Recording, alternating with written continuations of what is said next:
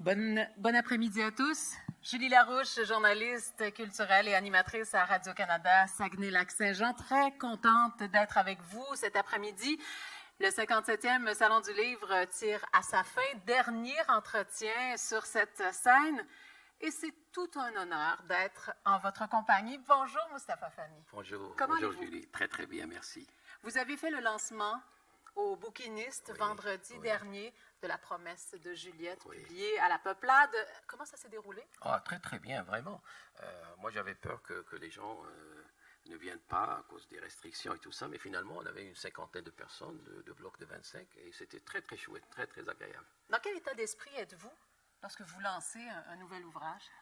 Beaucoup de nervosité, vraiment. C'est le moment peut-être où je suis le plus nerveux, c'est le lancement. Après, ça devient un peu plus, enfin, moins intense, oui. Oui. Parce que je ne sais pas comment il va être le livre reçu. Oui.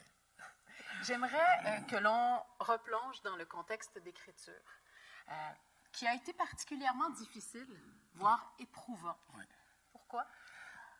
En fait, j'ai écrit ce livre pendant ma convalescence. Alors, je sortais de la COVID et j'ai été durement frappé. C'était après mon hospitalisation, j'ai commencé à travailler sur le livre. Pendant 8 mois, j'avais une longue convalescence. Et il y a des textes dans ce livre-là, il y a des textes que j'ai écrits vraiment allongés là, sur le côté. Parce que au début de la convalescence, je pouvais me lever le matin étourdi et ça pouvait durer 3 jours, 4 jours, parfois même une semaine. Alors je ne pouvais pas m'asseoir, j'avais toujours le vertige. Alors j'écrivais ou je révisais un texte allongé. Et ma femme et mes enfants étaient fâchés contre moi. Mais t'es dingue, laisse tomber. Mais je ne pouvais pas, chaque jour, je ne faisais que ça parce que justement, je ne voulais pas céder à la maladie. Je ne peux pas juste attendre comme ça que la maladie passe. Non, j'ai travaillé sur le livre chaque jour.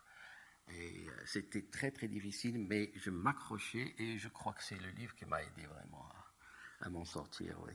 Est-ce que ça a teinté l'écriture? Comment, pardon? Est-ce que ça a teinté l'écriture? Peut-être les premiers textes, pas ouverts. Vous avez dit que ça a teinté l'écriture, c'est ça. Les premiers textes, peut-être. Un texte qui s'appelle Le roi en nous, où quand j'étais à l'hôpital, et j'ai été le premier Covid admis à l'hôpital de Chicoutimi. Pas le premier infecté, mais le premier parce qu'ils avaient préparé un bloc là-bas. Et j'arrivais, j'étais le premier. L'infirmière, d'ailleurs, elle m'a dit, Monsieur Fahmy, bienvenue, vous êtes notre premier patient. J'ai dit, ça, c'est un honneur dont je me passerai, mais alors là, volontiers.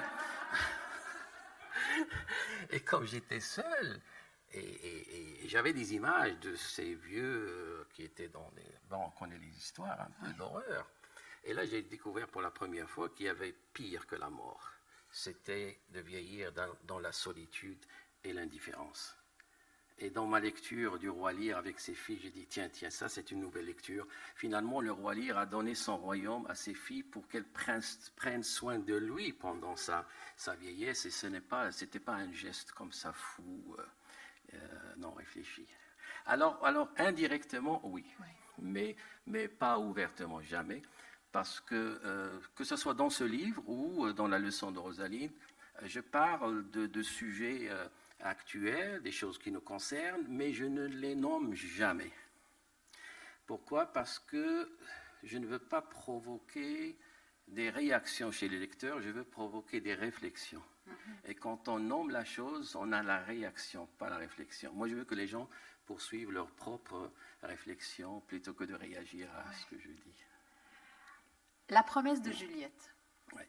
Bien évidemment, on reconnaît cette Juliette du classique de Shakespeare. Mais quelle est-elle, cette promesse? La promesse de Juliette est une promesse de bonheur. Alors, la pièce est connue, tout le monde connaît Roméo et Juliette de Shakespeare, mais il y a un détail qu'on oublie souvent, vraiment. C'est qu'au début de la pièce de Shakespeare, Roméo est amoureux d'une autre fille, pas de Juliette. Il est amoureux fou d'une fille qui s'appelle Rosaline. Et il est malheureux dans cet amour parce qu'elle ne partage pas ses sentiments. Il est malheureux, il est de mauvaise humeur tout le temps, il se plaint, il est pâle. Et pour le sortir de cette mauvaise humeur, ses amis l'invitent à aller à cette cérémonie, cette fête, ce bal, le bal des Capulettes, la famille ennemie à la sienne. Pourquoi? Pour qu'il change d'humeur. Et moi, ce que je dis ici, c'est qu'il n'y a pas mieux pour sortir d'une humeur triste, sombre, vers une humeur joyeuse qu'une rencontre avec la beauté. Parce que la beauté est par définition une promesse de bonheur.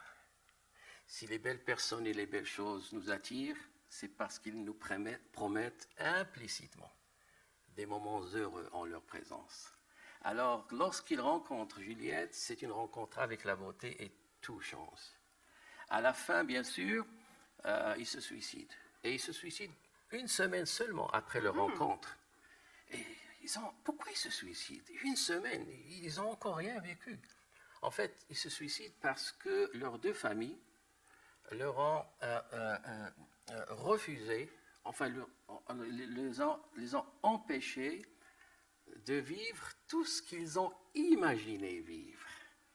Alors, ils se suicident non pas parce qu'ils auraient voulu vivre quelque chose ou continuer à vivre quelque chose qu'ils avaient déjà vécu. Non. Ils ont décidé de se suicider parce qu'ils ont été privés de vivre quelque chose qu'ils ont imaginé vivre. Alors, leur malheureuse décision est fondée sur une promesse, une simple promesse de bonheur. Le sentiment amoureux a été très bien décrit par Shakespeare. Oui. Pas seulement dans Roméo et Juliette. Ah, partout. Vous en faites mention. Oui. Et de quelle façon ça peut se déployer? Pourquoi Roméo et Juliette? Je crois que c'est pas la meilleure pièce d'amour de Shakespeare. C'est l'une des pièces les plus célèbres de Shakespeare, peut-être la plus célèbre après Hamlet. Mais si on devait classer les pièces de Shakespeare par ordre de grandeur, elle ne serait même pas parmi les 20 premières pièces Roméo et Juliette. Même pas. Absolument. Il a écrit des pièces comme Antony and Cléopâtre, Antoine et Cléopâtre, qui est une pièce d'amour qui est absolument meilleure, plus profonde, vraiment grandiose. Mais pourquoi cette pièce est importante? Parce qu'elle nous décrit ce qui se passe dans la relation amoureuse. Avant Shakespeare, Platon a décrit le début de la relation.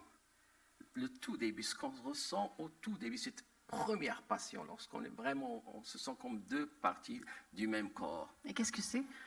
Pardon? Et qu'est-ce que c'est, cette explication de Platon? De Platon, Platon dans le banquet, il donne à l'amour des origines mythiques. Alors, pour Platon, au début, les humains n'étaient pas comme nous. Alors, ils étaient ronds et doubles. Alors, deux corps, quatre bras, quatre jambes, deux organes sexuels et une tête avec deux visages.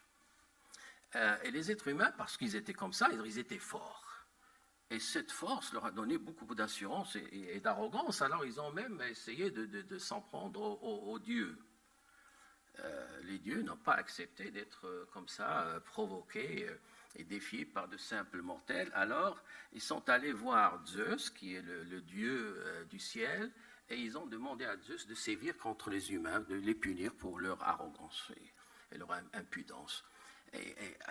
Alors, au début, Zeus avait l'idée tout simplement d'envoyer le coup de foudre et de mettre fin à leur existence sur Terre. Mais après, il a dit non, mais on a besoin d'eux. Les humains sont insolents, c'est vrai, mais ils font des sacrifices aux dieux, ils construisent des temples à l'honneur des dieux et tout ça. Alors, on va faire quelque chose de mieux, de plus intelligent. Alors, qu'est-ce qu'il fait? Il coupe les humains en deux. Pourquoi? Pour les affaiblir, mais en même temps pour multiplier leur nom, pour qu'ils se servent les dieux davantage. Alors il les coupe en deux et il les éparpille partout dans le monde. Alors il les laisse comme ça, perdus. Alors selon Platon, et ça c'est le premier livre écrit sur l'amour dans la tradition occidentale, le banquet. Selon Platon, l'amour c'est quoi? L'amour c'est la recherche de l'autre moitié perdue.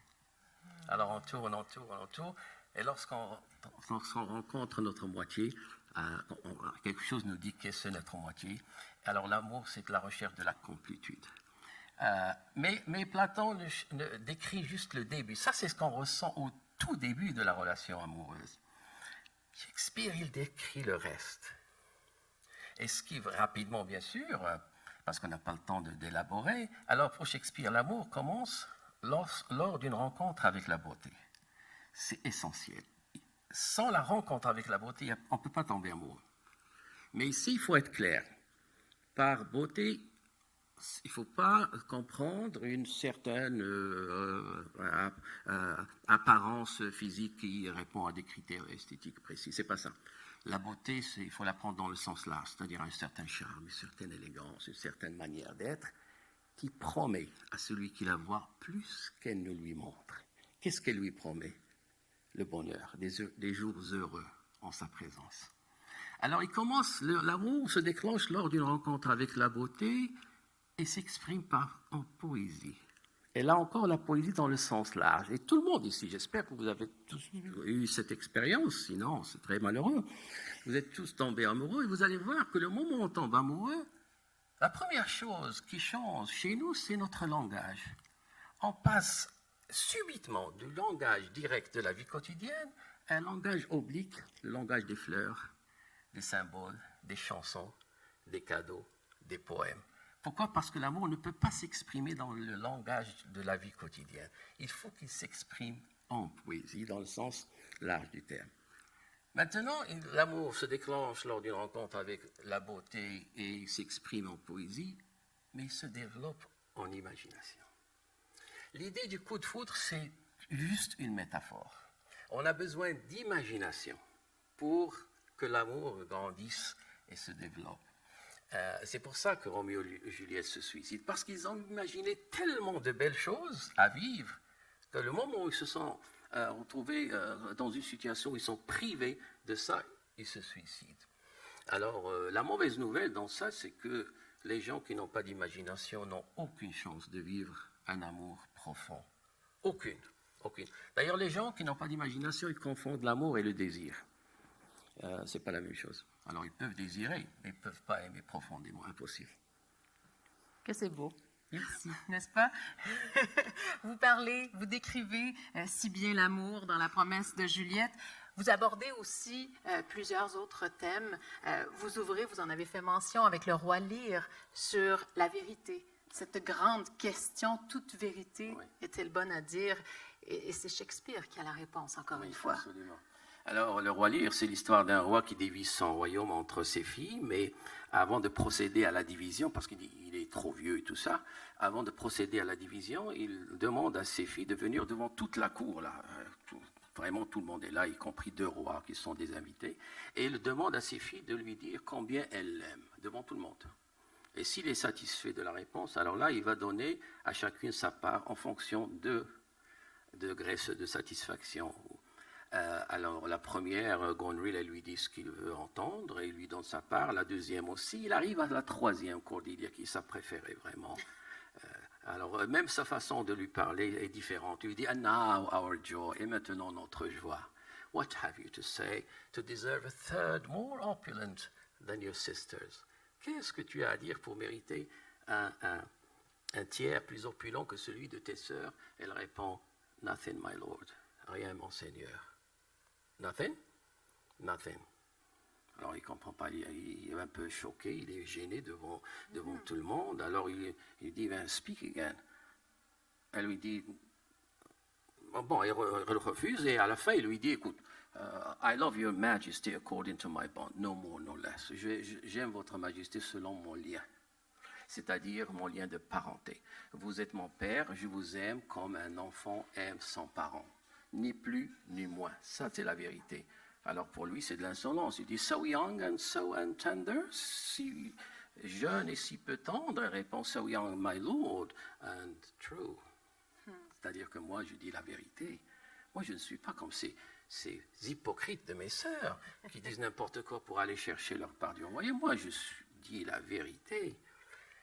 Et pendant des siècles, les lecteurs de cette pièce étaient partagés. Alors, il y a ceux qui célèbrent l'honnêteté et la franchise de Cordelia et ceux qui déplorent son inflexibilité. Mais ce qui intéresse Shakespeare, ce n'est pas ça du tout. C'est-à-dire, est-ce que Cordelia a raison à tort? Ça, ce n'est pas une question, ça c'est une simple interrogation. Les grands écrivains et les grands penseurs ne posent pas d'interrogation, ils posent des questions. Et une question établit un rapport problématique avec le sujet. Et une vraie question mène toujours à d'autres questions sous-jacentes. Et la question que pose Shakespeare est la suivante. Nous avons tous l'obligation de dire la vérité, mais notre obligation de dire la vérité est-elle notre seule obligation? Ça, c'est une vraie question. Nous avons tous ici l'obligation de dire la vérité, mais il y a des situations où c'est mieux de ne pas dire la vérité. Par exemple, comme dans le cas ici, faire plaisir à un vieux père devant ses amis, pourquoi pas? Ou sortir quelqu'un d'une situation humiliante. Je cite ici pas Shakespeare, mais Nietzsche. Nietzsche a cette phrase magnifique, ce passage dans le Gai Savoir. Il pose la question, qu'est-ce qu'il y a de plus humain? Qu'est-ce qu'il y a de plus humain? Et il répond, épargner la honte à quelqu'un. Le roi Lear se sent humilié devant ses amis par ce refus de Cordelia. Et l'humiliation, elle vient toujours de l'extérieur et elle est toujours accompagnée du sentiment d'injustice. Quand on se sent humilié, on se sent toujours que ce n'est pas juste, qu'on ne mérite pas ça.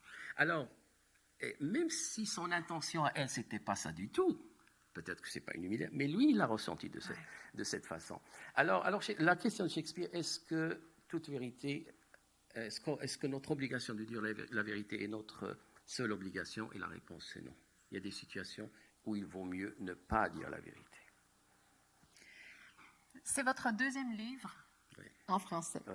Qu'est-ce que ça représente pour vous, Mustapha Fahmy, d'écrire en français? Ça représente beaucoup pour moi. Et le fait d'écrire en français, dernièrement, m'a aidé aussi à résoudre un problème et à trouver une réponse à une question qu'on m'avait posée il y a longtemps.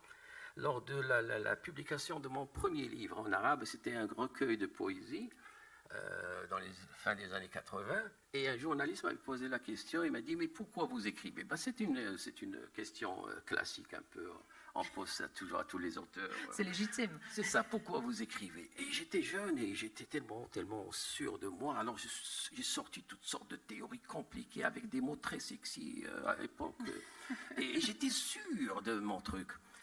Des années plus tard, j'ai commencé à écrire en anglais, on m'a posé la même question et je ne savais pas répondre, je n'avais aucune réponse. Toute la certitude est vraiment disparue. Dernièrement, j'ai écrit un livre en français, et ça c'est le deuxième en français, et là je comprends pourquoi j'écris. C'est que lorsque j'ai écrit un recueil de poésie, un recueil de jeunesse, je voulais appartenir à la communauté littéraire arabe à l'époque et de rentrer en dialogue avec eux pour dire ce que je pense de la poésie de l'époque. Je trouvais que la poésie de l'époque était trop engagée, trop politique et trop déprimante. Alors les gens écrivaient beaucoup sur la question palestinienne, sur les souffrances des pauvres. Moi, j'ai écrit mon premier recueil, d'abord il s'appelle vraiment un titre très, très prétentieux. Il s'appelle Le dernier des rossignols, c'est-à-dire le dernier des poètes qui chantent, parce que je trouvais qu'ils ne chantaient plus, les poètes. Alors, moi, j'écris des poèmes d'amour, des poèmes inspirés par Shakespeare, à l'époque déjà, ou par Beethoven ou Mozart, etc. Alors plus tard, pendant 20 ans, je n'ai écrit qu'en anglais. Alors, des articles et des livres académiques sur Shakespeare, pourquoi ? Parce que je voulais appartenir à la communauté shakespearienne internationale. Et encore, j'avais quelque chose, je voulais instaurer un dialogue parce que je trouvais que la critique allait dans une direction qui ne me plaisait pas. Alors, tous mes articles étaient publiés à Londres, à New York, mes conférences étaient à Sydney, à Stratford-upon-Avon, partout. Là, avec la leçon de Rosaline, après 5 ans comme vice-recteur à l'enseignement, recherche et création, je me suis retrouvé en train de défendre une université francophone, de défendre une région et une culture québécoise francophone. Cela m'a aidé à consolider mon sentiment d'appartenance à cette culture québécoise et à la région. Et j'ai écrit ça, et là, pour la première fois, j'ai la réponse à la question « Pourquoi vous écrivez ?» J'écris pour appartenir. C'est simple, c'est rien de sexy, rien de mystérieux, rien de compliqué. J'écris pour appartenir. Alors j'écris en français pour faire partie de cette culture québécoise, francophone, et pour appartenir à la région. C'est aussi simple que ça. Mais c'est simple, mais c'est très beau et très fort. Ah, ben merci.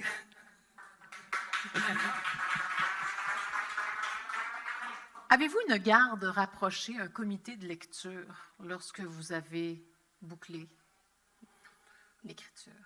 Comité, quand j'ai fini, j'ai envoyé ça après, avec 6 mois de retard à cause de la maladie, mais la peuplade a été très, très, très bien. Ils ont dit non, prends le temps que tu veux. Et quand j'ai envoyé le manuscrit, je priais, vraiment, je priais. Et je disais ça à ma femme et à mes enfants. Je priais pour que la peuplade me demande de changer des choses, de corriger des choses. Parce que je me suis dit, parce que j'ai écrit le livre dans des conditions difficiles, alors je me suis dit, il y a certainement quelque chose de pas correct que j'ai fait, il y a certainement quelque chose de mauvais, ou je ne sais pas quoi. Il faut qu'ils me le disent. Et la peuplade, ils ont un travail absolument remarquable. Et qu'est-ce qu'ils font, la peuplade? Pourquoi? Qu'est-ce qui les distingue des autres? Parce que j'ai travaillé avec d'autres éditeurs anglais, américains, arabes, qui ont fait du bon travail. La peuplade, ce qu'ils font, c'est qu'ils essayent toujours de comprendre ce que l'auteur veut faire. C'est-à-dire, ils intègrent ta vision, ta perspective dans leur façon de faire, et ils t'aident à le faire. Tu ne demandes jamais de changer. Je crois que c'est ça que tu veux faire. Alors, eux, ils ont découvert un style dans ça, style s'est développé apparemment dans la leçon de Rosaline, mais ce n'était pas vraiment intentionnel. Alors, ils ont dit, mais regarde, tu as développé un style à toi. Alors, par exemple, il y a un article, un texte ici, enfin une section. Au début, c'était un seul texte, le texte sur la liberté, où je parle de Kierkegaard, de Sartre, et je dis, et je donne un peu mon idée, ce que je pense de la liberté. Et c'était un seul texte. Alors ils m'ont dit, écoute, selon ton style que tu as développé, ce texte devrait être 3 ou 4 et non pas 1. Tu parles de ça et après tu expliques le concept philosophique d'une façon claire et tu continues. Et c'est vrai. J'ai dit, mais bravo, merci. Je ne pouvais pas les embrasser parce qu'on était loin, mais s'ils étaient à côté de moi, je les aurais embrassés. Parce que c'est vrai. Et ça c'est fabuleux. Hein? Un éditeur qui fait ça, c'est génial. Il comprend ton style et t'aide à développer. Oui. Donc, style, si je comprends bien, qui s'est imposé par lui-même, tout naturellement. Oui, absolument. C'était pas vraiment intentionnel. Au début, quand j'ai écrit la leçon de Rosaline, mon idée c'était quoi? C'était d'essayer d'établir d'abord un dialogue entre la philosophie et la littérature. Ça c'est important. Nietzsche dit que la pertinence de la philosophie tient de sa capacité à nuire à la bêtise. C'est pour ça que la philosophie est importante. Elle nuit à la bêtise. Pas dans le sens où elle met fin à la bêtise. Rien ne peut mettre fin à la bêtise. La bêtise est trop forte. Rien ne peut. La philosophie nuit à la bêtise dans le sens où elle la force, de temps en temps, à se regarder dans un miroir et à avoir honte d'elle-même. Ça, c'est la pertinence. C'est pour ça que la philosophie est importante. La littérature a une autre pertinence. La littérature nous aide à multiplier nos perspectives sur le monde. Et multiplier les perspectives, c'est multiplier les vérités.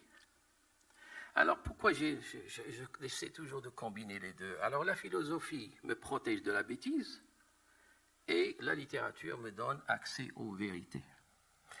Ça, c'était au début le projet initial. Enfin, l'intention, il n'y avait pas de projet. L'intention. Et l'idée, c'est de montrer au lecteur comment la littérature et la philosophie peuvent nous aider à comprendre le monde, à nous comprendre et à comprendre les gens qui nous entourent. C'était ça. Et troisième intention, c'était de rétablir ce lien entre la littérature et la vie.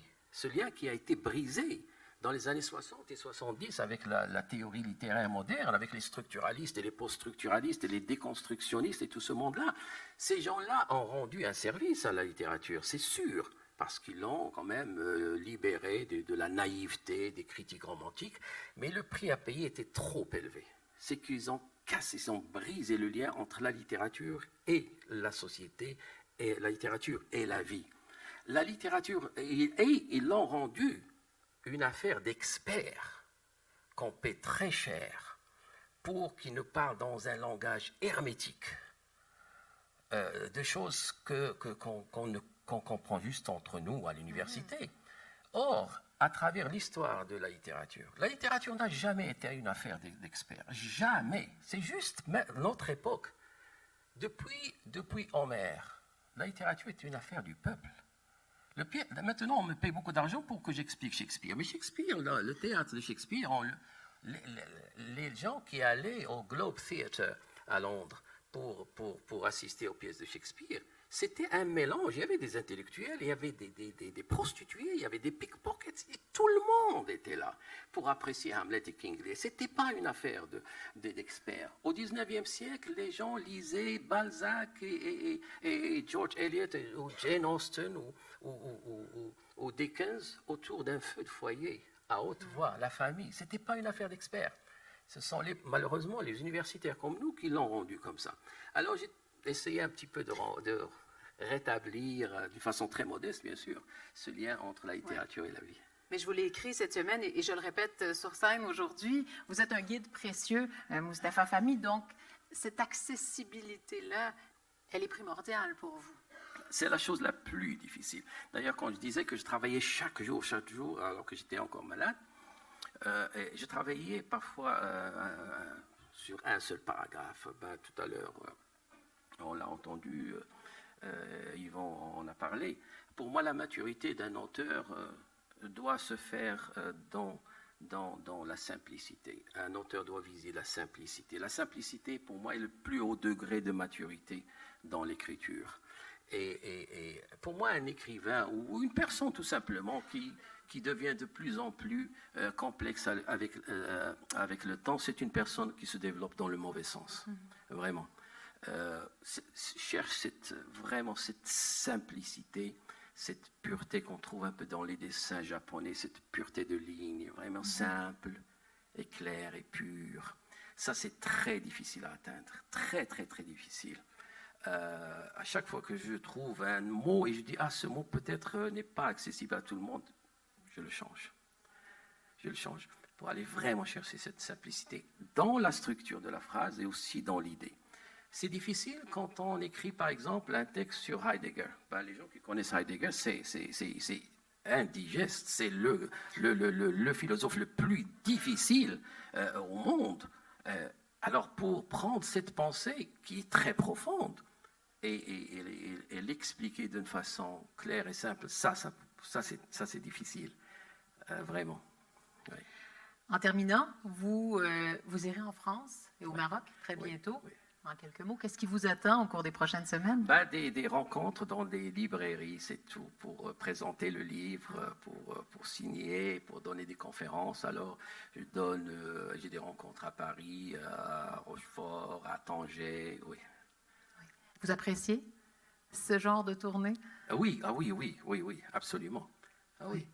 On va vous souhaiter une très belle tournée, un accompagnement ici pour la promesse de Juliette. Merci. Merci à vous. Merci beaucoup et santé.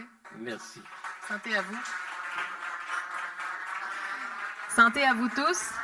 Santé à toute l'équipe du Salon du Livre du Saguenay-Lac-Saint-Jean. Ça a été un grand plaisir d'être ici avec vous cet après-midi. Merci.